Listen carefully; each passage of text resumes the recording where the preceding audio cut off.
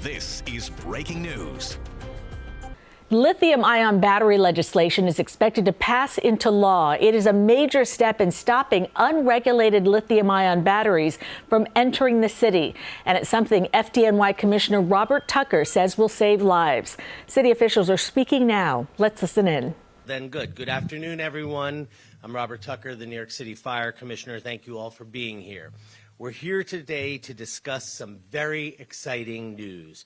News we know will make the city and now our country safer against the threat of uncertified lithium-ion batteries. Last night, Congress took a major step towards passing a bill that will help prevent unregulated and uncertified batteries from entering our country and New York by requiring the Consumer Product Safety Commission, also known as CPSC, to create a national safety standard for these lithium-ion batteries. This is huge and something the FDNY has pushed for more than 2 years.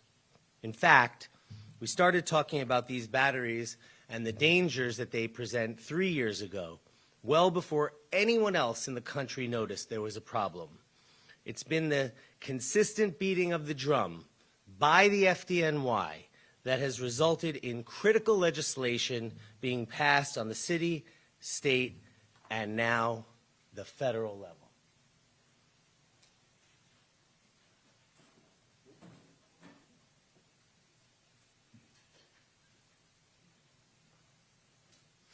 Why is this so important?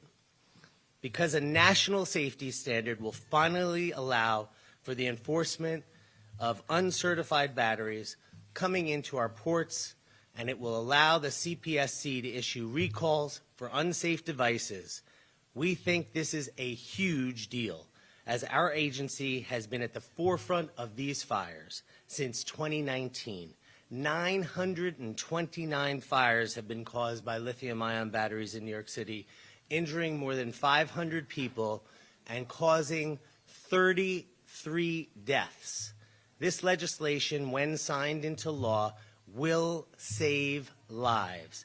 I want to say thank you to our federal partners in both the House and the Senate for getting this done with strong bipartisan support across the board. To be clear, the FDNY has attacked this problem from every angle. We have petitioned for city legislation that gives us heightened enforcement power for bad actors. Local Law 39 has been instrumental in getting unsafe batteries off the street and out of the market. Our lithium-ion battery task force has conducted thousands of inspections and included hundreds of summonses at those inspections relating to improper storage and the use of these devices. Our Bureau of Fire Prevention and our Bureau of Fire Investigations has investigated hundreds of these fires and has created crucial checklists that allow us to track data relating to these fires. Fire prevention has worked tirelessly on this issue, and we thank them, conducting inspections and enforcement when needed. The state has passed legislation similar to what was passed in the city, but the missing piece was the federal component. We all now know that this federal legislation will likely pass. We all know how little it matters if something illegal is in New York City if you can get it just across the bridge in New Jersey. And the FDNY has always been a leader in problem solving like this. We know the problems we see here are occurring all over the country. This legislation will finally allow everyone to be on the same page when it comes to the safe use of these devices. Many of you have been here before, listening to us talk about these batteries. We've spent thousands of hours getting our message out. Store and charge these devices outdoors where possible. If you must keep them indoors, do not block your doors or windows. Do not charge these devices overnight. If a battery becomes hot, makes a noise, or starts leaking, discontinue the use immediately. Do not plug these into extension cords. Use the wall outlet directly. And understand that these devices can explode whether they are charging or not. The fires created are incredibly hot. They burn intensively fast and are more similar to what you'd see in an arson fire than anything else. The danger is real. Earlier this year, we spent $1 million on an educational outreach campaign on ads that appeared online, on social media, on the subway, on buses, on digital kiosks, the radio. We targeted ethnic newspapers. We have tabled hundreds of events across the city teaching residents these safety tips. We know our messaging is working. While the number of fires has remained steady, we have seen an increase in non-structural fires and a decrease in structural fires. That means people are hearing us and keeping their devices outside to charge and store when possible. Chief Flynn, our Chief Fire Marshal, will talk to you about that, but the numbers speak for themselves.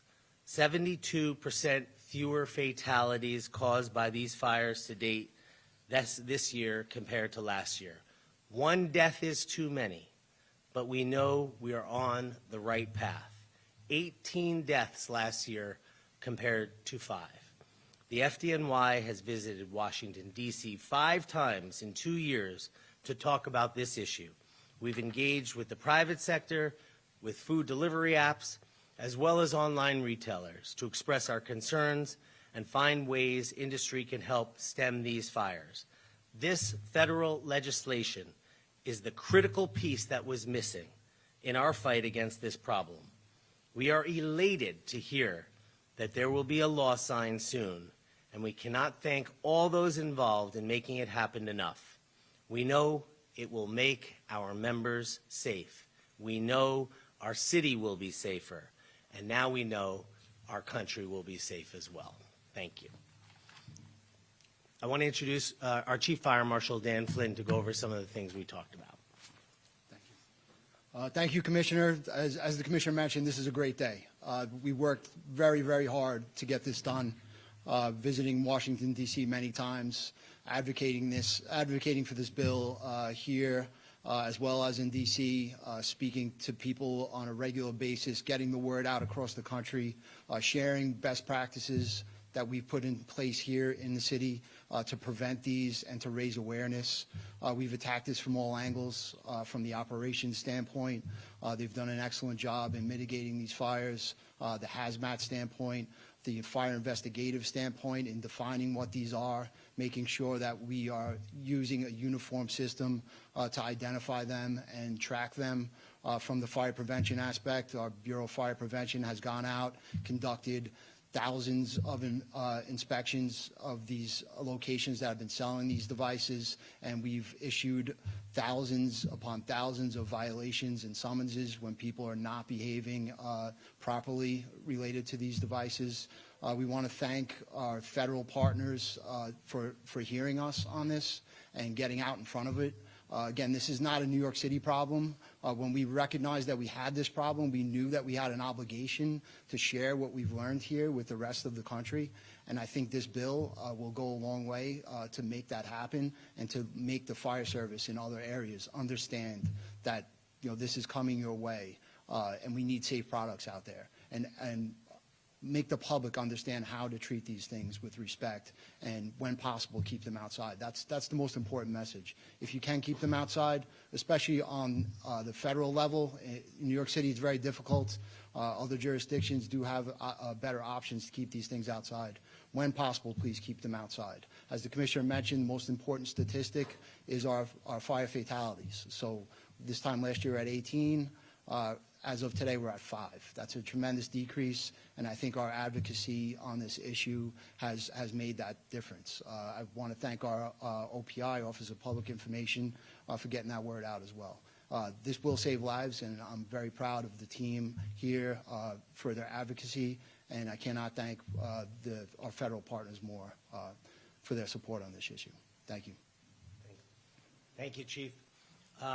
Just want to give Chief John Esposito, our Chief of Department, a minute just to speak about the operational impact. Thank you, Commissioner. The danger that these lithium-ion batteries pose when they burn the extreme danger cannot be overstated. The danger that our firefighters and EMS personnel face on the scene with how explosive they are, how rapidly they expand from a small fire into the complete room or the complete building, and the toxic gases that they give off just prior to igniting. So the legislation, if it brings down the number of fires that we have, will be a great benefit for our firefighters and EMS personnel. This has been breaking news.